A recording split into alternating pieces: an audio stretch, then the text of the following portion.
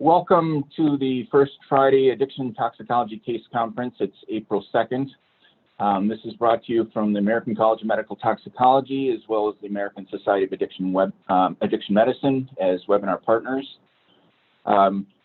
We have been doing this webinar series for quite some time and have some live recorded sessions and FAQs from case conference webinar series that was supported by the American Academy of Addiction Psychiatry and Opioid Response Network grant. The FAQs you can find on the ACMT website page, and you can see the different topics here.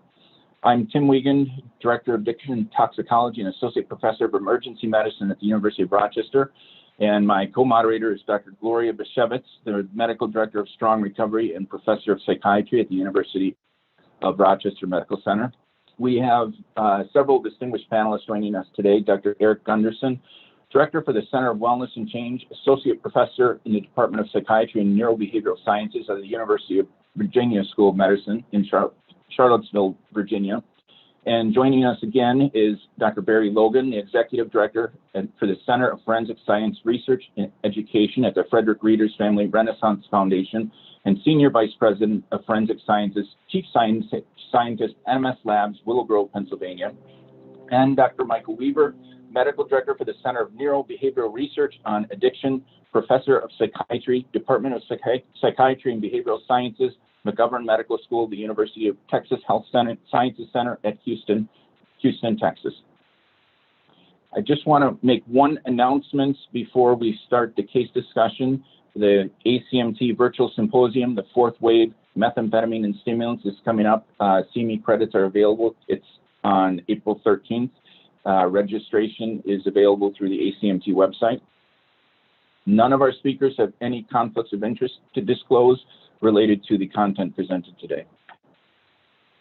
So case one, synthetic cannabinoid withdrawal and challenging buprenorphine induction in a complex patient. This case involves a 31-year-old gentleman with a history of opioid use disorder and extensive history of synthetic cannabinoid dependence who has re-engaged with an outpatient treatment program during COVID-19. He reports trouble restarting the Suboxone because of fentanyl, and that he cannot stop using K2 because he has withdrawal when he does. The patient is 31, he has a long history of substance use. This is over 10 years, cannabis, stimulants, heroin and fentanyl, and K2. The K2 about 8 years, which he reports really heavy sustained use and physical dependence to. He has engaged and disengaged with the current outpatient treatment program numerous times, despite peer outreach, medication for opioid use disorder options, offers to refer to higher level of care, but any sustained sobriety and engagement has been challenging. During the time that I've known him, he has several episodes of psychotic behavior landing in the emergency department that was thought to be due to synthetic cannabinoid intoxication, but he's reporting that these are really withdrawal episodes when he's not been able to get the synthetic cannabinoid, not that they were from intoxication. His most recent re-engagement is via telemedicine, telephone, and he would like to restart buprenorphine and get help with K2, but he can't go to detox due to work. He works on cars and detailing in a family business, and he says, I can't get back on the Suboxone because of fentanyl, but what am I supposed to do? He reports precipitated withdrawal if he uses buprenorphine even 3 days after I stop. So my questions to the panelists are, have you seen synthetic cannabinoid withdrawal? What is the current prevalence of synthetic cannabinoids in your area? And then we can talk about discussing strategies for starting this patient on buprenorphine, but let's talk a little bit about synthetic cannabinoids and synthetic cannabinoid withdrawal. And I'll start with Dr. Gunderson. What's your experience with synthetic cannabinoids in your practice, and can you comment on whether you've seen withdrawal and your thoughts? Well, thanks very much for the opportunity to be here and speak today. My experience with synthetic cannabinoids in practice has been primarily in an outpatient setting, and then in working with some individuals who are participating in a behavioral psychopharmacology research lab. The withdrawal syndrome had paralleled that described, at least on the outpatient side, to THC withdrawal.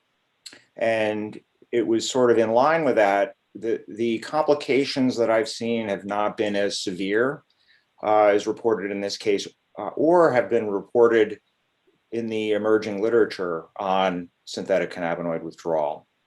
Many people may not even be aware that there is a withdrawal syndrome from delta-9 THC, the primary psychoactive component of cannabis. And 20 years ago, I used to be pontificating in rounds and saying that there was no withdrawal because it's so lipophilic, but it turns out that that was wrong. When we went into the lab in New York City, there were residential lab, people would smoke National Institute on Drug Abuse cannabis for 3 days with a known concentration, and then that was shut off, and they smoked placebo with no THC in it for a week, and they were absolutely miserable. And the hallmark of THC withdrawal was irritability in roughly 60 to 70%, restlessness, inability to sleep, appetite went down. The withdrawal started at day 1, peaked between day 2 and 3, and was gone by day 7. And so on some level, it might parallel a little bit of nicotine withdrawal, but what we've seen in synthetic cannabinoid withdrawal are some of those same withdrawal syndromes, but then escalated. You know, it's much more severe, and there are some case series where there's actually hospitalization that's been required. And so while I haven't seen the actual hospitalization, certainly withdrawal from the synthetic cannabinoids is perpetuating ongoing use. Thank you. And, Dr. Weaver, what about your experience?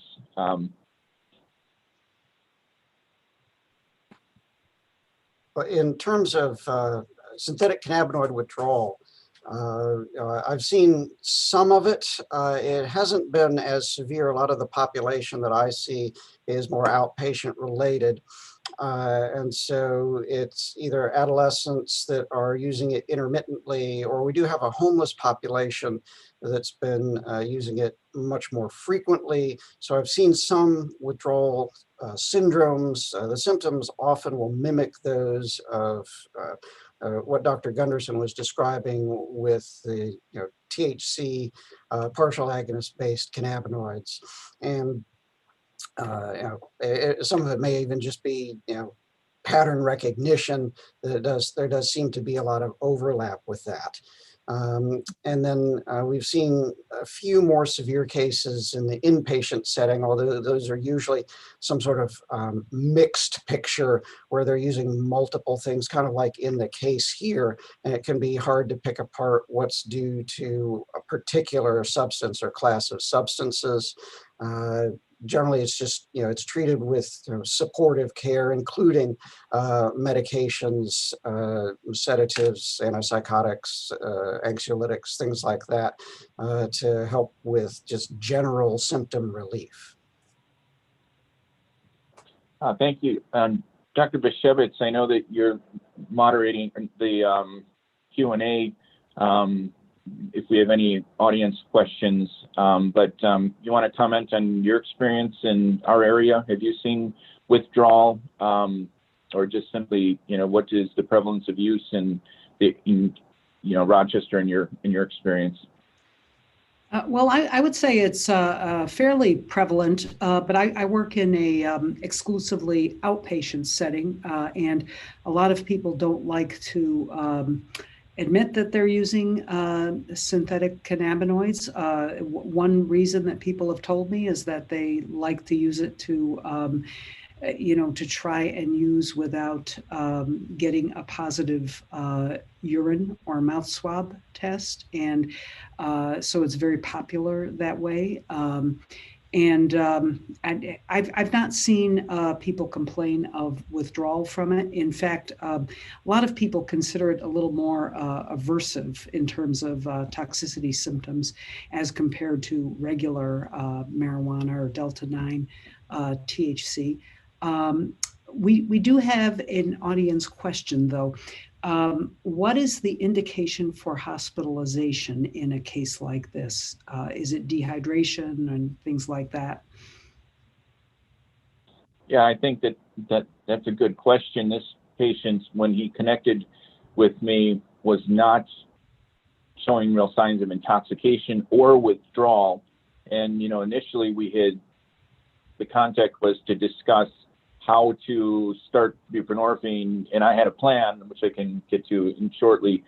I was more concerned about this heavy use of synthetic cannabinoid and trying to determine, really, was it that severe withdrawal, or were other factors involved? And, wanted to get him into doing a urine test and see on site. He's somebody that in an outpatient setting, even though we're doing a lot of telemedicine, and so COVID would have brought in to meet face to face, but he had travel challenges. So certainly if he was psychotic and agitated, as had been the precipitants for his prior ED visit, I think there were MHA, mental health arrests, because he's agitated, breaking things at home.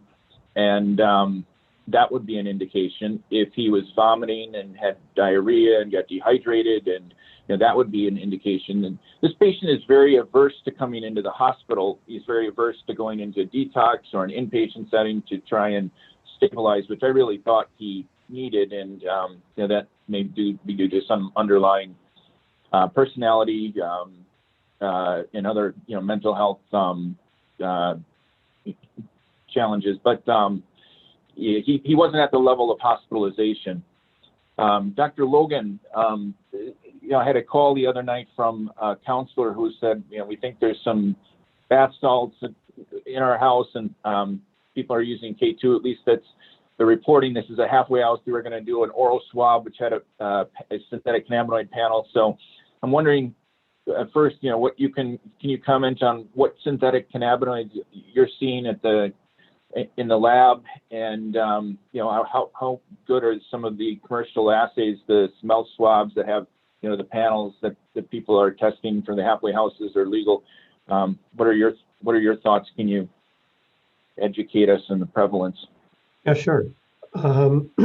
So in general, the class of synthetic cannabinoids it's based, the molecule is based on 4 components. And over the last 10 years, people have really mixed and matched the different components to derive a significant number of different compounds.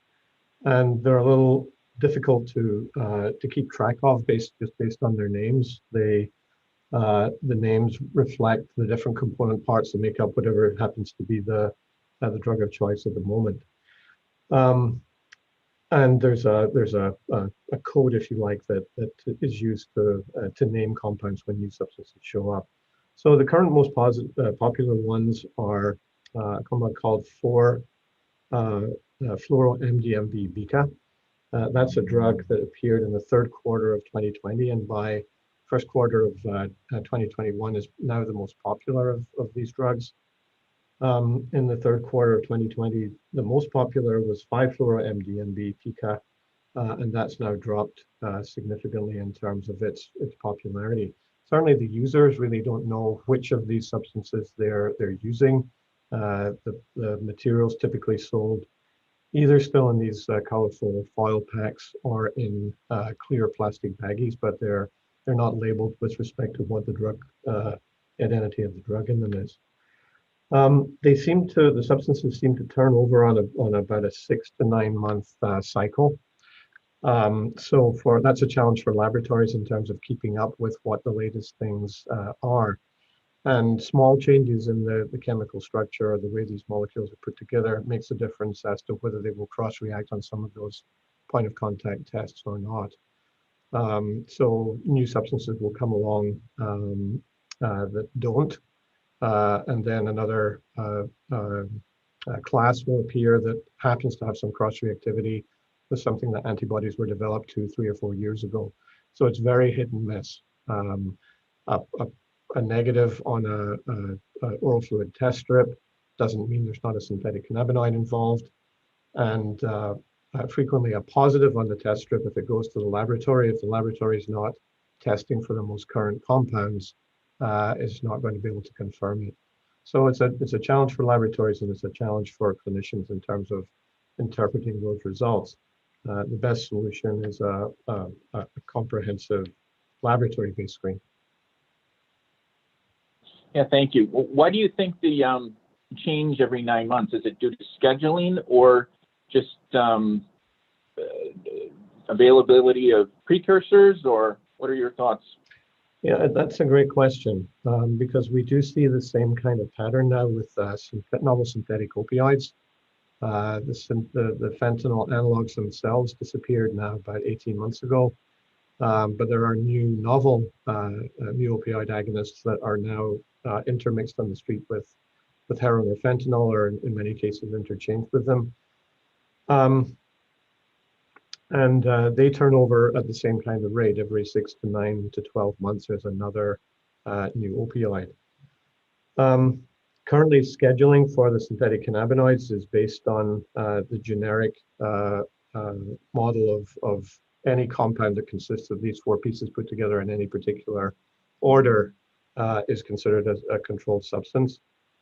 So most of these things are controlled even before they're manufactured by that analog kind of scheduling. So that doesn't seem to be the driving force either. Whoever is making these, and it's still mostly in China for synthetic cannabinoids, there just seems to be this regular cadence of a new substance coming out every 6 to 9 months.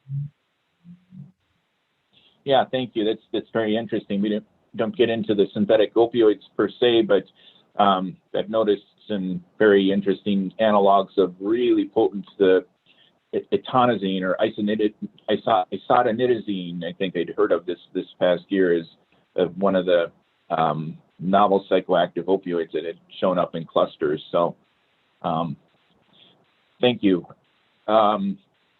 So what about starting this patient on buprenorphine? He can't stop the fentanyl. We're assuming in our areas, almost all of the heroin supply, there's still a little bit of heroin every once in a while. We'll see an opiate screen positive or monoacetylmorphine, but mostly it seems to be truly fentanyl. At least, the fentanyl assay is detected and we can quantify it when in patients. So how would you start this patient on buprenorphine, Dr. Weaver? Well, there's a couple of options. If he's been having that much difficulty, my preference would be to try to do an observed induction. Ideally, if he could come inpatient, although he's expressed a preference for not doing that. But that would be the optimal way to try to figure out, when is his withdrawal appearing, and giving doses of buprenorphine and seeing what's going to happen on a rapid timeline. If that's just not an option for him, another possibility would be microdosing, which is gaining a lot of popularity now. There are a couple of different ways to do that, although some of the preparations that have been used in the literature aren't available in the United States. And some of the ways that people are doing it is, cutting the films into very, very small pieces to use sublingually or using IV preparation. So there's a couple of ways that it can be done, and I'll let other people offer some other options. Yeah, thank you. Dr. Gunderson, what are your thoughts to starting buprenorphine?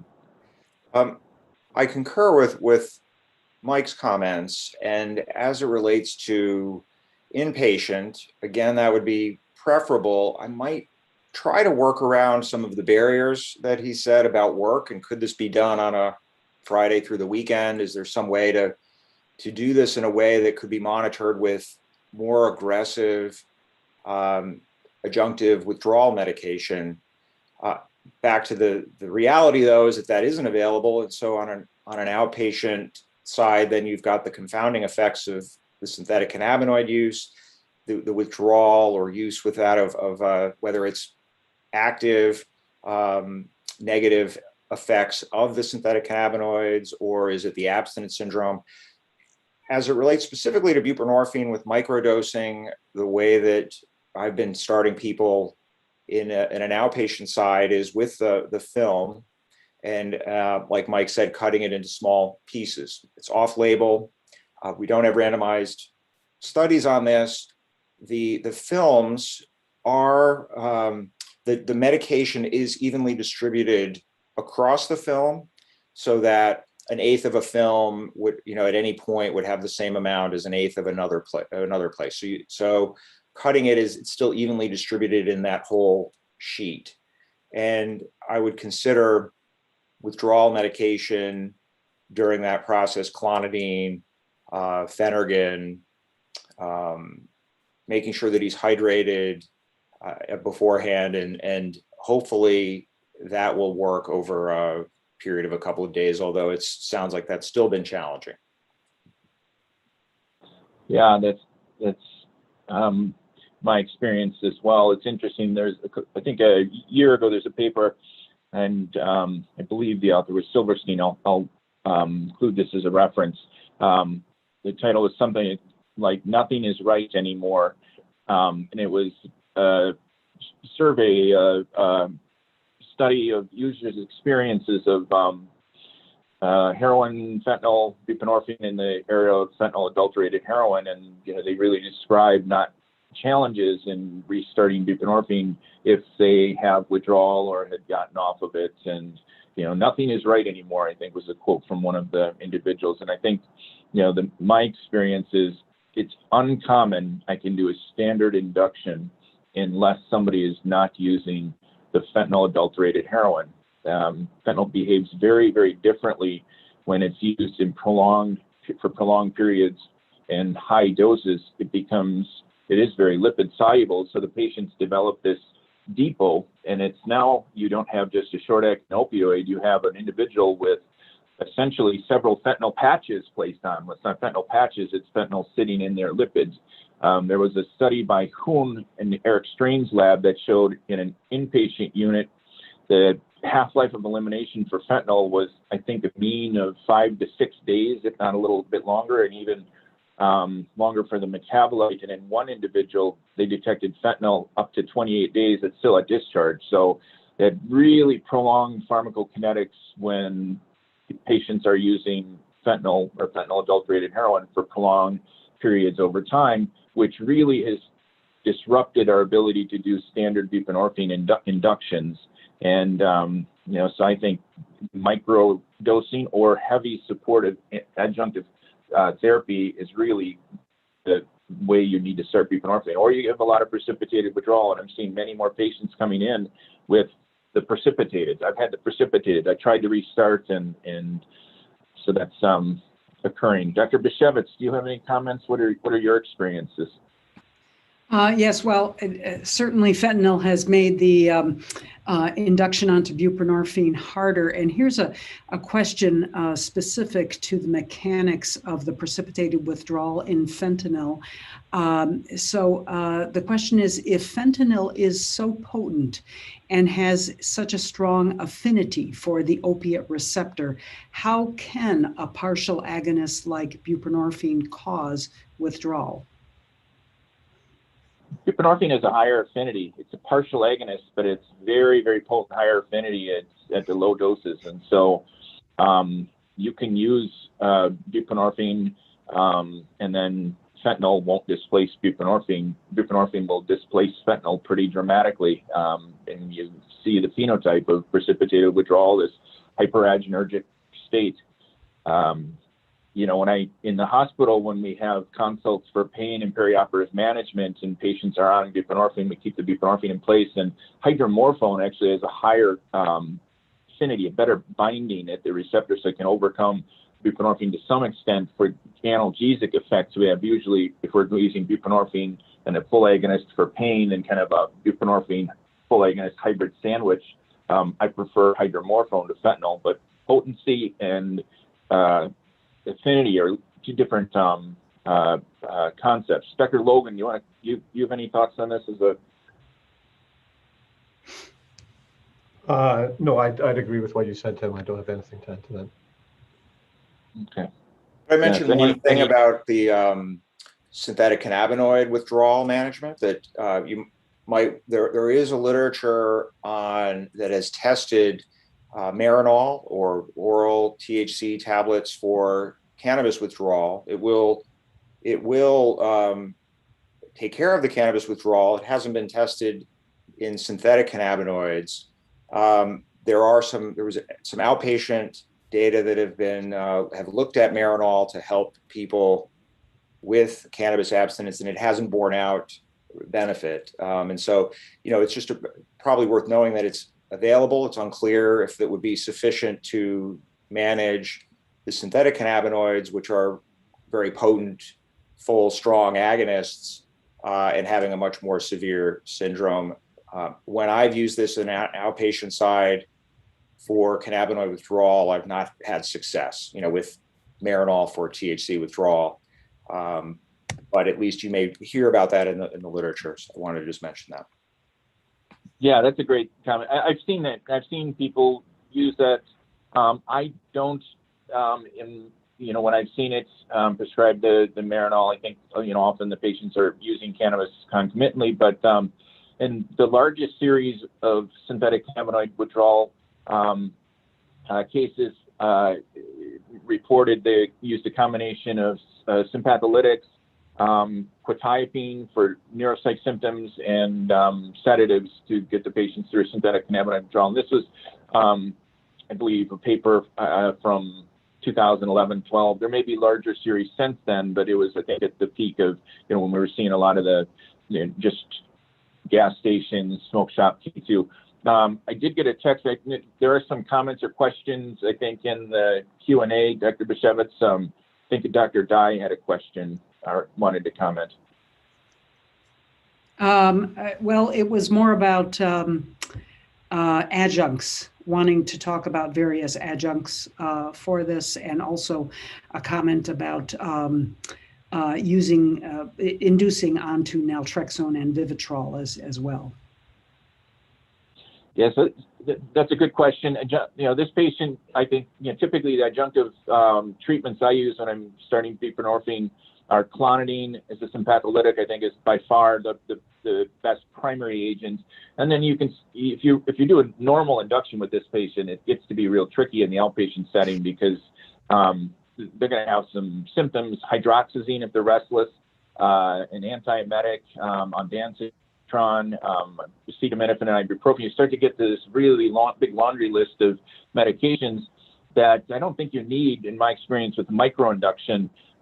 Necessarily, this would be a very challenging patient in the outpatient setting to get onto naltrexone if he's having trouble getting on buprenorphine. My protocol is typically to get the patient onto buprenorphine, do a very quick taper, like 2 days, and then go 36 hours with a microinduction naltrexone in the inpatient setting, like 1 milligram 36 hours after with clonidine at night and some benzodiazepine. Day 2 is 3 milligrams at night with some benzodiazepine, clonidine in like a detox setting, not at home, unless the highly motivated family support. I'm just worried with giving the benzodiazepines and naltrexone, they would relapse, go back to fentanyl. So this patient has a microinduction protocol outlined. He's very interested. He's very gregarious and engages. I say, I'm going to start you on a similar protocol that we use in the hospital. You're going to take 1/16 of a 2 milligram film, and I drew lines down to show him what that was exactly. And you're going to take it every 6 hours, and we're going to do this via telehealth, so I can watch you taking it. I've done this a couple of times successfully. Unless you watch the patients take it and really have buy-in, often there's a disengagement around day 3, day 4. Even though they're not having precipitated withdrawal, it's just stuff happens and they, it relapsed.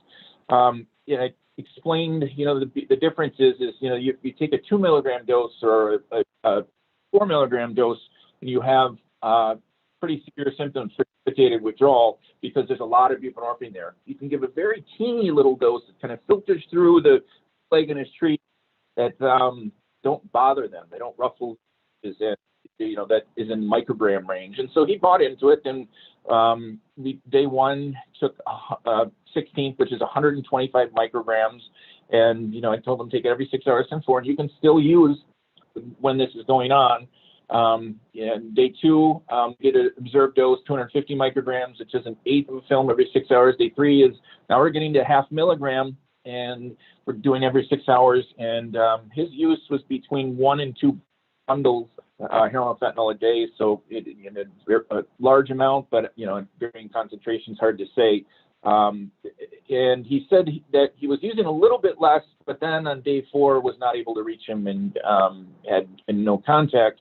On follow-up, he said it wasn't because he had any precipitated withdrawal. He said, "Oh, it worked, Doc. I would try that again," but he had family problems and then was away from where his medication was or something, and so he didn't have it. And he still reported synthetic cannabinoid use daily to avoid withdrawal. And I was very interesting. It was always articulate, not paranoid or anxious. And I commented, I said, most of the individuals I see that are using synthetic cannabinoids to the extent that you're using are really, altered.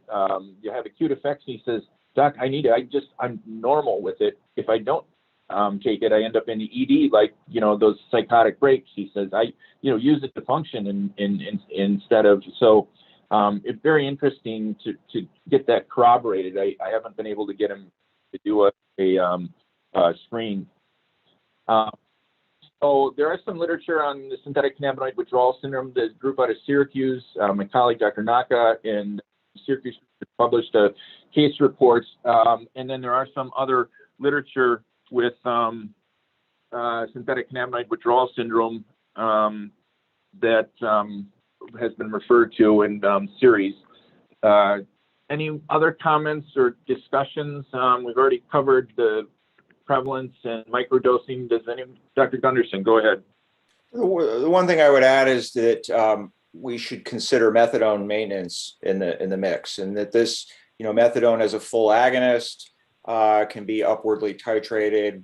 You won't have the issue with precipitated withdrawal. It can be done in a monitored setting.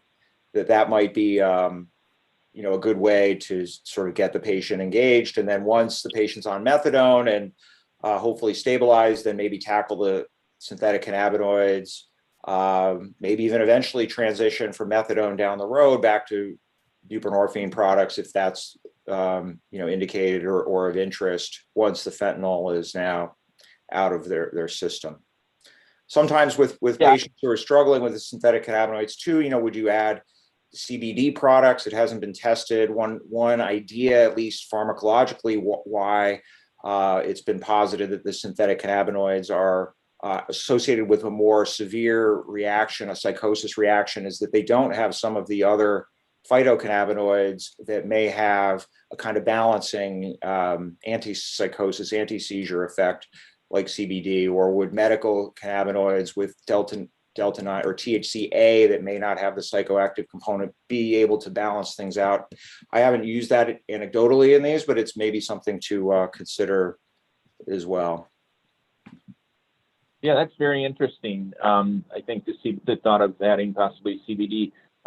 There's different cannabinoids now that are available, kind of under the radar. Delta 8 THC we're seeing now sold as gummies, and is 50% the potency of Delta 9 THC. Apparently is justified as available under the 2018 Farm Hemp Act, which allows for the commercial use of hemp products that have less than 0.5% THC. Well, Delta 8 and Delta 10 psychoactive cannabinoids are in the hemp, and so apparently extraction and sale are viewed by the vendors, at least, as not not illegal, but certainly a gray area. Wasn't going to talk about Delta 8 THC, but the other cannabinoid balance is very interesting, and CBD would be interesting to try in this individual. So, yeah, I appreciate the comments. Any other thoughts, Dr. Weaver? Just wanted to say we're seeing synthetic cannabinoid use in a number of different populations. As Dr. Bashovitz mentioned, people who want to avoid detection. So we're seeing it in folks that are on probation from the criminal justice system, or in the military is another area that has seen some waxing and waning with time. And then we've been seeing it in teenagers that are trying to find alternatives to regular marijuana. And then another population that we've struggled a lot with here in Texas is the homeless population. In fact, there's an area of a large park in Houston proper where there's a homeless encampment, and it's earned the nickname Cush Corner. Interesting. Dr. Logan, do you have any final thoughts for this? I just echo what Dr. Weaver said about the homeless population. They seem to be targeted in terms of distribution of synthetic cannabinoids. We also just published a report of incidents of synthetic cannabinoid use in prisons, and they are very much a currency in the prisons because they're smuggled in, soaked into legal correspondence and children's artwork and these kinds of things to get them into the institution, and then they're cut up into blotter-sized doses and circulated. So yeah, vulnerable populations have some of the highest incidence of use. That's very interesting. I hadn't thought of the soaking on the paper blotter. People are very creative. We'll talk a little bit about simple body packing and stuffing in the next case. But Dr. Bishevitz, you had a final comment or thought? There's a quick question here. Are there any underlying medical conditions that significantly change the treatment plan for synthetic cannabinoid dependence and withdrawal?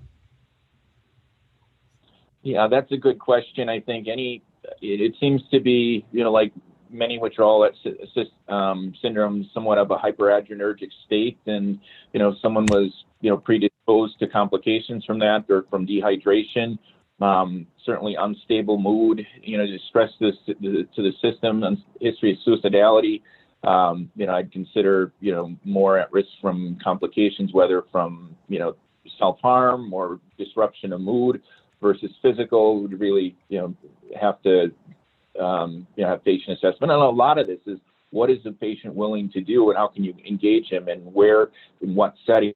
And this gentleman was not willing to come into either a detox, medically managed or supervised, or hospital setting or inpatient. And he was offered methadone as well, referral to an opiate treatment program. I thought that, but travel and constraints of daily check-in were really a barrier for him, that he thought he wasn't interested in that, and appreciated the flexibility, at least in trying to continue engaging. Peers reach out to him, and the good news is he seems to like the contact, but has just not been able to stabilize.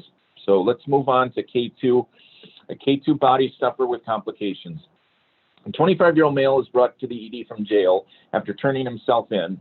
His significant other had encouraged him to do so for an outstanding warrant, partly because he needed to stop using K2 and sort everything out for a while. He had a daily habitual use that he said he is dependent on and can't stop because he has withdrawal. While he's at the jail, he's searched, and he has several balloons stuffed rectally that kind of fall out, and two are grabbed by the guards, and one is grabbed by him and swallowed.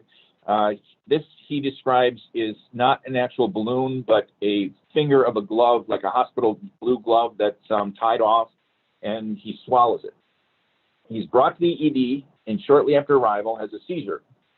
Generalized tonic-clonic, given benzodiazepines, it stops. His urine screen's positive for fentanyl and negative for everything else. So what are your recommendations for this K2 body stuffer? You get a call from the ED saying, we've got this guy who says he ingested K2 in a balloon, and he's just had a seizure. Dr. Gunderson? Well, certainly, I think to start with just basic emergency care, and if he's arriving, and we would go through our standard sort of ABCs, we would want to check basic labs, get a cardiogram. We would want to manage the seizure with typically a benzodiazepine has been used in synthetic cannabinoid seizures. We would want to get an extensive toxicology test. It's unclear if it's necessarily the synthetic cannabinoids, which it certainly could be, and they are associated with a seizure risk. A lot of times they could be contaminated, as we've sort of alluded to earlier on. Wondering whether or not There could be other chemicals, synthetic cathinones, previously sort of called bath salts, that have a stimulant properties could be mixed in, and that's been happening with some of the new designer substances. So maintaining hemodynamic support, respiratory support.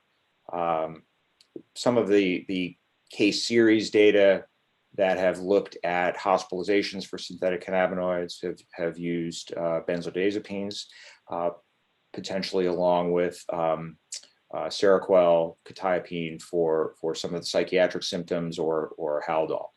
So those would be some things to consider in starting out. Yeah, those are great comments. In general, this is a clinical approach, the ABCs, but we also have to consider possible decontamination depending on, whether we felt how much was in the glove, if we can get any history from them, maybe some imaging to see if we can see the foreign bodies, and then the decon, do we, aggressively, as I'm getting this call, I'm talking about treatment of the clinical findings, which is the seizure benzodiazepines. Want to know is hemodynamics. Want to know is glucose. There have been some of the synthetic cannabinoids that have caused hypoglycemia. Our group, Dr. Naka, his first author, published a case report of a body packer that had seizures and cardiac conduction blocks and hypoglycemia related to a particular synthetic cannabinoid. So some of the toxicity may vary by specific cannabinoid, how much, as well as co-ingestants and comorbidities and other underlying medical conditions. So, Dr. Logan, you mentioned you're seeing in the prison setting, blotter paper, chemicals soaked on to different correspondence things. In your series, how common was the body packer, which is an individual usually carefully wrapping a larger quantity of drug and then swallowing it, kind of essentially the drug mule to bring it into prison, versus the blotter paper or other mechanisms? What have you reported? Yeah, I don't have a lot of information about how that some of these other routes of smuggling the drug into prisons is concerned. I think since the K2 compounds, synthetic cannabinoids, can be ingested quite effectively orally, that seems to be, having them on a blotter seems to be a popular route. In terms of other dosage forms, when these things originally appeared, when their legal status was a lot less well understood and definitely a gray area, they were packaged more in consumer-friendly materials where they were differentiated based on the nicknames they were given or the images on the packaging. They were basically designed to be put out on display where people could go in and pick their product. That seems to have abated significantly, and it's now distributed more in anonymous small Ziploc bags, a few grams of material, without labeling, without stamps. And then the other dosage form we see it is in pre-rolled into cigarettes that look like kind of like a joint. Thank you.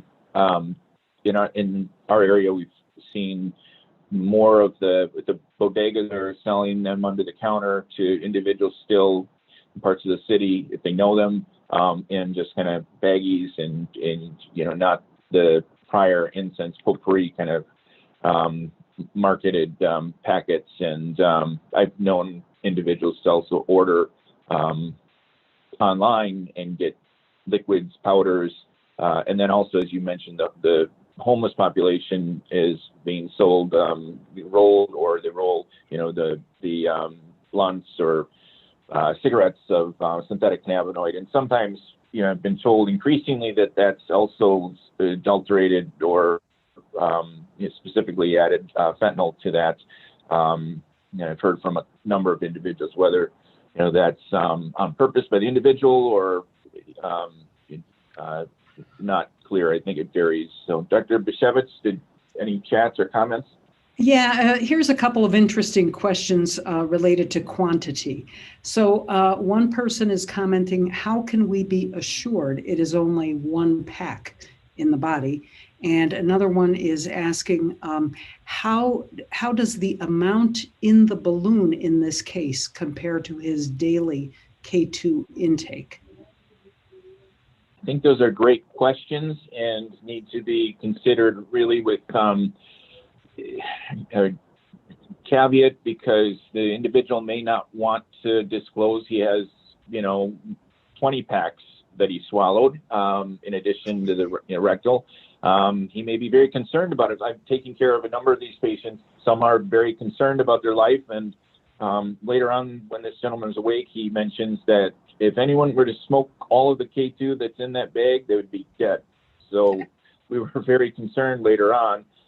Initially, various methods for imaging can be used, but they're not 100% sensitive. An X-ray may pick up an opacity if the wrapping is radio opaque. It may not.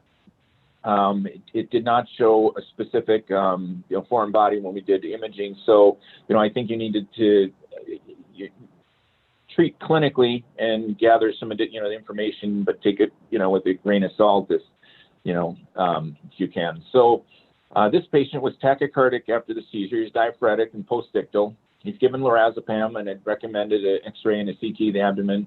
And because of the seizure and the symptoms, I recommended actually aggressive decontamination, but to do so to intubate, and after intubation, using sedation with GABAergic agents like benzodiazepines or propofol, to insert a NG tube, get charcoal, and then start whole bowel irrigation, which is go lightly, with the caveat that if it's not tolerated at a liter per hour, then to stop, because otherwise you're going to break this up and maybe even enhance absorption. Whole bowel irrigation is a technique that we use in certain ingestions where we're really worried that if all the drug gets absorbed, we're going to have maybe catastrophic outcome. I debated this and, really told the team, getting a dose of charcoal and let's see how he tolerates, the go lightly.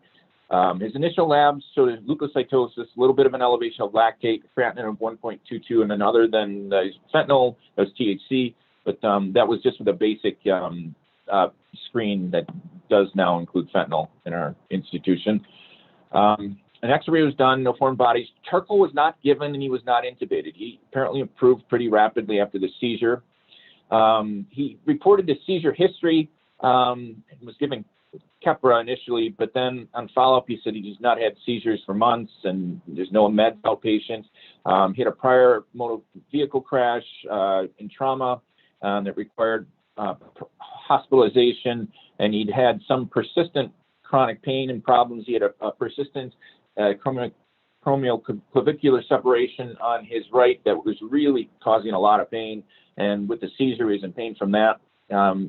He described daily K2 use, some from the street, some from the shops, and he says the street K2 is fentanyl adulteration. They put it in with it. He said the baggie was a hospital glove, and that he'd gotten it from a shop, and his fentanyl was probably from use from the street that he'd used the other day, he said. So other than sedation in the morning, early morning on his hospital day 2, he's not having symptoms.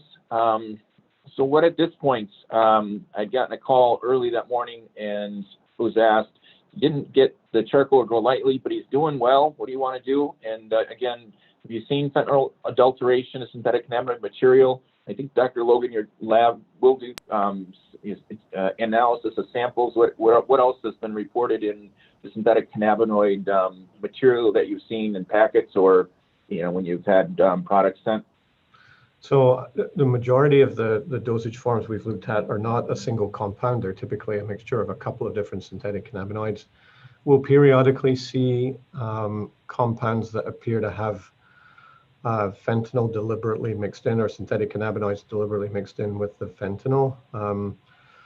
But that does not seem to be a product of choice for the users. We see plenty of users who are using both, but they like to use them individually and kind of titrate the effects for coming up and coming down.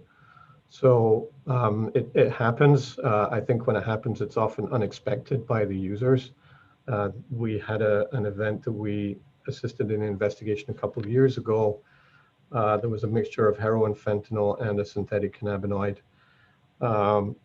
This was actually published in, I think, in Clinical Practice and Cases in Emergency Medicine by a group at Drexel, where the patients had appeared in the emergency room showing signs of predominantly a presentation of opioid intoxication. They were given naloxone, which then unmasked the effects of the opioid, and the presentation was more a kind of an anticholinergic response, which was documented in those patients. But then that was determined later to be a synthetic cannabinoid. Well, that's interesting. It reminds me of the heroin and scopolamine in heroin, or glenbuterol in heroin. It seems like that we have these outbreaks of adulteration of the heroin supply, not with other opioids, but other things as well. Synthetic cannabinoids, certainly buyer beware. So, Dr. Weaver, do you have any other comments, at this point, or? Well, one thing I'll say is that, with all the attention being paid to fentanyl nowadays, it's reaching almost mythologic proportions. And so I've had patients come and say, oh yeah, I'm using fentanyl, but actually it's not. It's just regular old heroin or whatever else it was. It's simply their dealer was telling them something they thought they wanted them to hear to try to make a sale. So it's worth taking these things with a grain of salt, that not everything that the patient thinks is fentanyl is actually fentanyl. Right. One of the other things I've heard, people have talked about just simple cannabis adulteration with fentanyl, which I have not seen. And, I think if that had happened at any significant amount, we would see large numbers of accidental fatal overdoses. And every once, so often, actually not so often, in certain areas, the adulteration of the stimulants, psychostimulants, methamphetamine and cocaine has fentanyl, but I have not seen simple cannabis adulteration with fentanyl. But the synthetic cannabinoids, I think, on occasion, and we have had individuals think that they've used fentanyl and are exposed to other substances when in the pressed pills. Then a lot of the oxycodone, the IR tablets that are on the streets are fentanyl, but occasionally there's something. Last had a chlorpheniramine and haloperidol combination is one tablet adulteration in a cluster of cases related to inadvertent anticholinergic intoxication, not opioid intoxication. So again, buyer beware. Dr. Bashevitz, do you have any additional comments or thoughts at this point? Or any other comments? Yeah, I would just like to say that I've met a few people who claim that their marijuana was, their regular marijuana was adulterated with fentanyl. And we have found fentanyl in their urine, but of course the explanation for it could be otherwise. They could have knowingly bought the fentanyl, or they could have used something else that contained fentanyl. There's a quick, interesting question though, about surgery. When would you consider surgery for body packers or body stuffers? That's a great question. I want to comment on first the report, the self-report of it must have been in my marijuana. I've come across that a couple of times, but they've been in patients with opioid use disorder, and I think that are looking to explain, a relapse or use, and they either have had very low buprenorphine metabolite levels, or for whatever reason had not been on a agonist. Have not seen that in a clinical setting that had intoxication. So, surgery has been done in body packers where the packets are not passing. I think if you either had an obstruction, for example, you knew that there was the material. This was reported as a single glove. We do have a CT scan that returns later without signs of foreign bodies, but some finding of material. That morning, the medicine team says the patient is appropriate and interactive. Again, he describes the balloon as a glove finger. tied off with a lot of stuff in it, enough to kill someone if they smoked it all, which is a very concerning statement.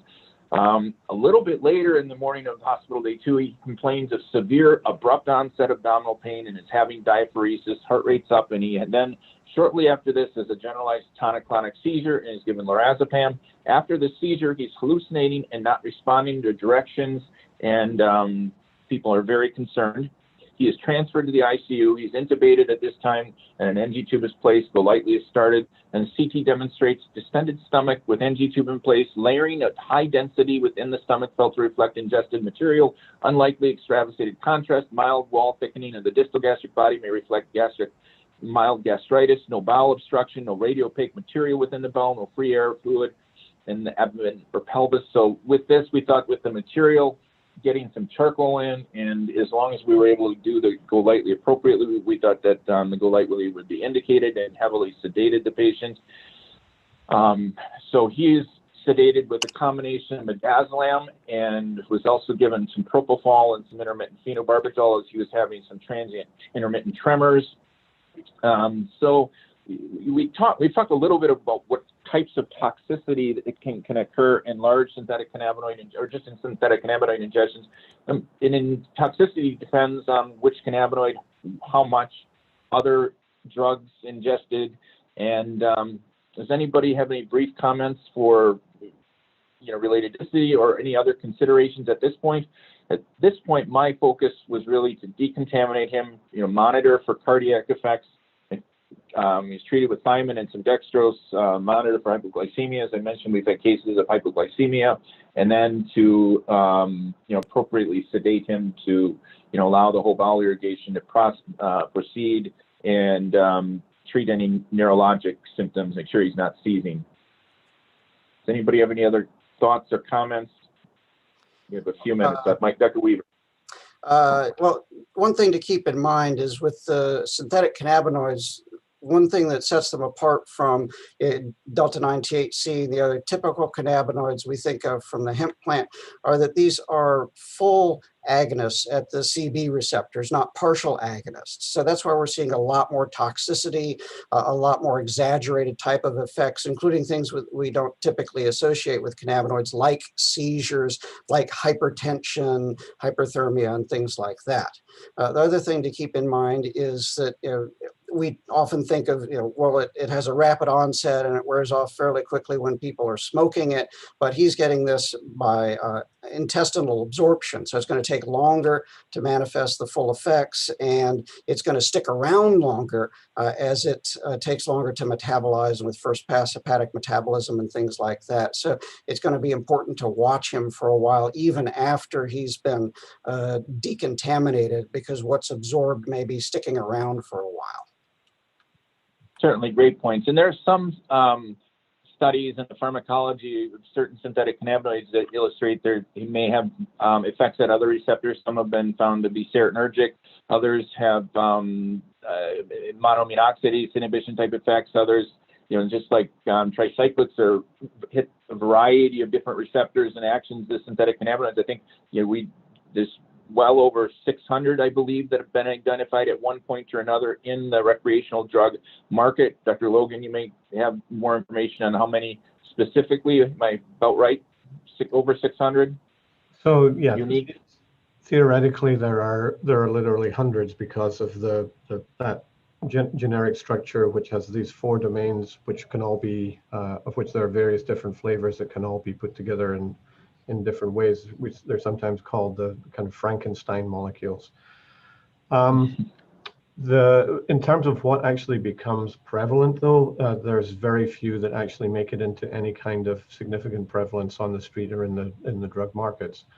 At any given time, there's really only 2 or 3 that are dominating, and then there are others that are either have peaked and are on the way out, or others that are appearing and starting to increase in popularity. So yes, in theory, there are hundreds of them. There's probably 100 or so have been identified in the United States, but only about 30 of them have actually achieved any significant prevalence. Thank you. We've already talked a little bit about body packers versus stuffers. There's a lot of case reports of ingestions and variable toxicity depending on the amount ingested. Toxicity depends on which cannabinoid and other factors. This is a case report in which surgery was done. This is a publication by Dr. Naka in our group. Coma seizures, AV block, and an ADB Fubinaca body packer that had poorly wrapped, really poorly wrapped, large amounts of plant material that prolonged hospital course that required surgery for extraction. So this case, propofol is initiated in addition to midazolam for tremors. He's given some phenobarbital. Metoclopramide is added for facilitating GI transit, and he has the whole bowel irrigation that he's tolerating. Fentanyl had been started initially, but we recommended stopping due to the effect on the GI tract. I'm not going to ask about that. On hospital day 4, he had 24 hours of multi-dose charcoal. His stools are become clear. No further tremors or neuromuscular excitation.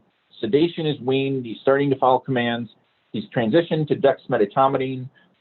Later, day 4, follows commands, is extubated. Some delirium post-extubation, treated with haloperidol, although he has a dystonic reaction, treated with diphenhydramine, thought to be somewhat behavioral then after that. And he does well, monitored for an additional 2 days. Because of timing, I'm just going to summarize the ending of this case. The patient is monitored, given clonidine for anxiety as well, and some morphine is this AC separation, which was pain was exacerbated by the seizures and intubation. He reports he's not a regular fentanyl user, but if using street stuff, thinks he's getting it that way. He says, anxiety, paranoia, and I can't eat when I'm not using the K2, anorexia, nausea, and vomiting. And he reports getting it just at the little shops. If they know you, again, so prevalence in our area is pretty wide. Discharged to jail with lower dose clonidine, acetaminophen, and non-steroidal at that point. And his synthetic cannabinoid screen returned none detected for the analytes. There's about 20 analytes. There's a qualitative screen from the urine. We've already talked about synthetic cannabinoids that have been detected in the market, and we're right about at the hour. So unless there's any critical comments, Dr. Bashevitz, I'm just going to get to my final thought. Is there any last minute brief comments or? No, why don't you get to your final thought and poem? All right, my final thought, the tiger, William Blake. Tiger, tiger, burning bright in the forests of the night. What a mortal hand or eye could frame thy fearful symmetry? In what distant deeps or skies burnt the fire of thine eyes? On what wings dare he aspire? What the hand dare seize the fire? And what shoulder and what art could twist the sinews of thy heart? And when thy heart began to beat, what dread hand and what dread feet? What the hammer, what the chain, in what furnace was thy brain? What the anvil, what dread gasp, there its deadly terrors clasp? And when the stars threw down their spears and watered heaven with their tears, did he smile his work to see? Did he who made the lamb make thee? Tiger, tiger, burning bright in the forests of the night, what immortal hand or eye dare frame thy fearful symmetry? Thank you for joining us, and I want to thank all of our panelists for attending and participating in this discussion. Again, the American College of Medical Toxicology Virtual Symposium is April 13th, the fourth wave, methamphetamine and stimulants, some excellent content and speakers. Look to the ACMT website to register. The session is recorded and will be up on both the ACMT and the ASAM websites in short order. Look forward to any comments or feedback. Please keep May 7th available for Friday at 1 p.m. for the next addiction toxicology case conference. And thank you.